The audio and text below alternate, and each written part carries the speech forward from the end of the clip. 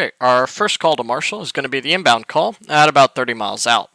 The format for this call is Marshall, your call sign, the amount and type of aircraft in the flight, make sure you say the word inbound there, and your inbound fuel state. Marshall's response after you make your call has a lot of info, but all we are really going to need is the final bearing, which is usually going to be equal to the Marshall radial, the DME for the Marshall, and the angels for the Marshall. And that's exactly what we're going to read back to him. Wolverine Marshall, Zulu 1-1, single mischief, inbound state 10.7. Zulu 1-1, Wolverine Marshall. Case 3 recovery, CV1 approach, BRC 360.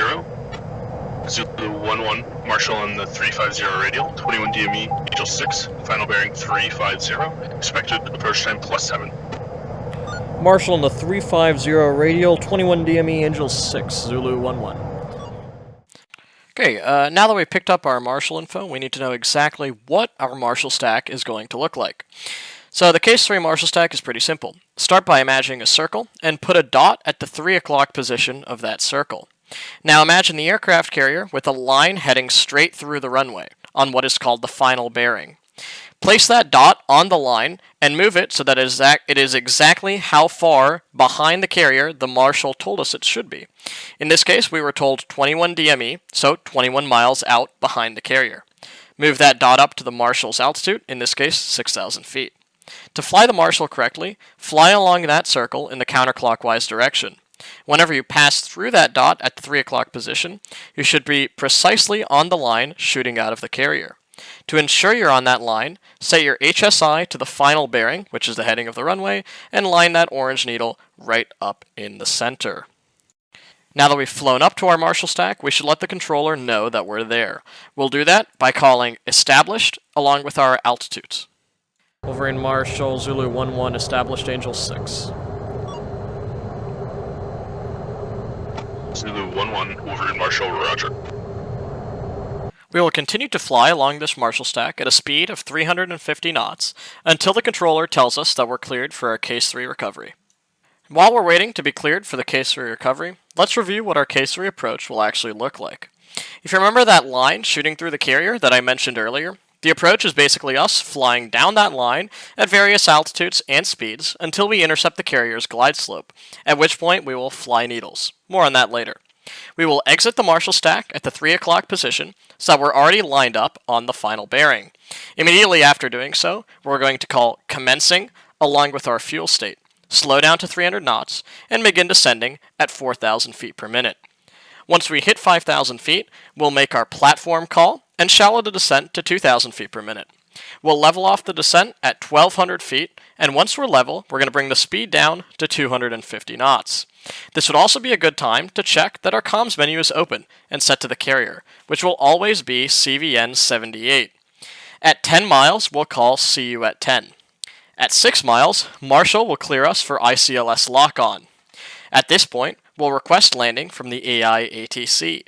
As soon as a yellow glide slope needle appears on the HSI, we'll report the position of both needles and immediately cancel the ATC request. Marshall will confirm that our ICLS, which stands for Instrument Carrier Landing System, is in fact working and tell us to fly using that information. We'll slow down to 200 knots and dirty up, making sure that our strobe and landing lights are set to off with our nav and formation lights set to on. We will continue at 1,200 feet and 200 knots until 3 miles, when we've intercepted the glide slope. Zulu 1-1, Wolverine Marshall, cleared for Case 3 recovery, final bearing 350. Clear for Case 3 recovery, final bearing 350, Zulu 1-1. Okay, now that we've been cleared for our Case 3 recovery, we're going to continue flying the rest of our Marshall loop and only break off once we're at that 3 o'clock position. Once we're ready to break off, we're going to call commencing and our fuel state. Wolverine Marshall, Zulu 1-1, commencing state 9.7. Autopilot disengaged. Zulu 1-1, Wolf Marshall, roger. Okay, we've now broken out of our Marshall stack. We've made our commencing call, and we are going to now begin our descent to 4,000 feet per minute until we hit 5,000 feet. We're also going to slow the speed down to 300 knots. Zulu 1-1 platform. Zulu 1-1 Wolverine Marshal, roger. Now that we've hit our platform at 5,000 feet, we shallow the descent to 2,000 feet per minute until we hit 1,200 feet. Okay, so we've already hit 1,200 feet. We're now about 10 miles out, and we're going to say see you at 10 to the Marshal controller, and he's just going to read back that he has radar contact.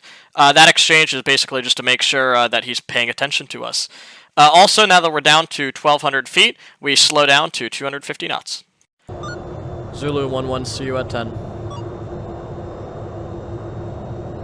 Zulu 1-1 Wolverine Marshal, roger. Okay, now that we've been cruising along at 1,200 feet, 250 knots for about 4 miles, we're getting ready to get cleared for ICLS Lock-on by Marshal. So we're going to double check, obviously, that we have our comms menu up, and it's set to the aircraft carrier. For CAW ops, that's always going to be CVN 78 Gerald R. Ford. A lot of things are going to happen once we've been cleared for ICLS Lock-on, so let me just go through them again here. Basically, the first thing that's going to happen is we're going to be cleared by Marshal. He's going to say you're cleared for ICLS Lock-on. Immediately after that, we're going to read back that we've been cleared for ICLS Lock-on and hit request landing from that AI ATC. The AI ATC is then going to give you your yellow glide slope needles on the HSI, and he's also going to tell you that you've been cleared for landing. It's normal if this doesn't happen immediately. You might have to wait until about 5.5 miles for them to show up. Either way, whenever they show up, you're going to report the position of the needles. So more than likely, if you've done everything correctly, you're going to say needles up and on. The yellow needle is always going to be up, and the orange needle is going to be on if you've been flying lined up to this point. Immediately after we've gotten that yellow glide slope needle, we're going to remember to cancel our landing request from the AI ATC. This is very important because the AI ATC will only clear one person at a time to land. So if you don't cancel your request, the guy behind you is not going to get his glide slope needles, and that's a big problem. After that, the Marshal controller is going to double check on his screen that everything looks as it should. Most likely he's going to say yes, and he'll say he concurs and tell you to fly needles. Zulu 1-1 Marshal, final radar context, 6 miles, cleared for ICLS Lock-on. Zulu 1-1, Cleared for ICLS cleared to land on Lock-on, the Zulu carrier. 1-1. And Marshal, Zulu 1-1, ICLS Lock-on, needles up and on. Zulu 1-1 Marshal, compare fly needles. Landing Needles, gear. Zulu 1-1. Autopilot disengaged. Landing.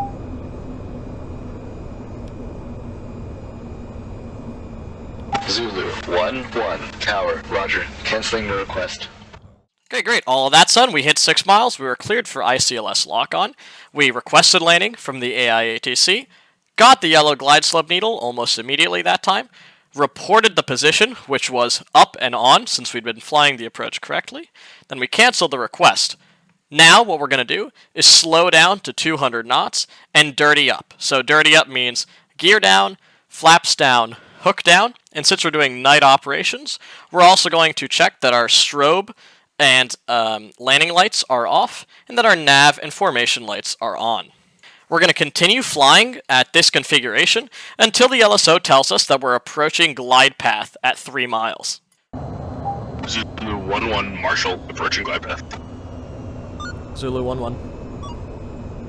Okay, there was a 3 mile approaching glide path call, so now we're going to drop the speed down to our on-speed AOA and start descending through 1,200 feet.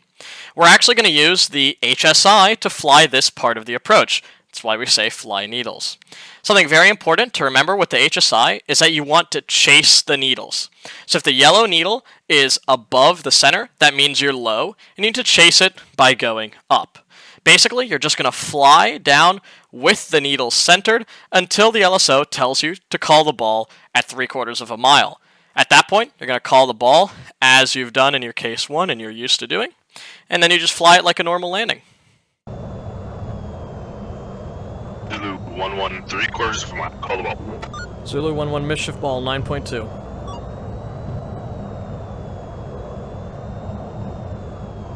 You're lined up left.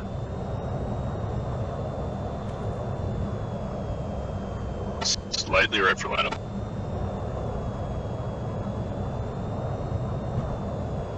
Little bit right. Clear wind up. 2 wire.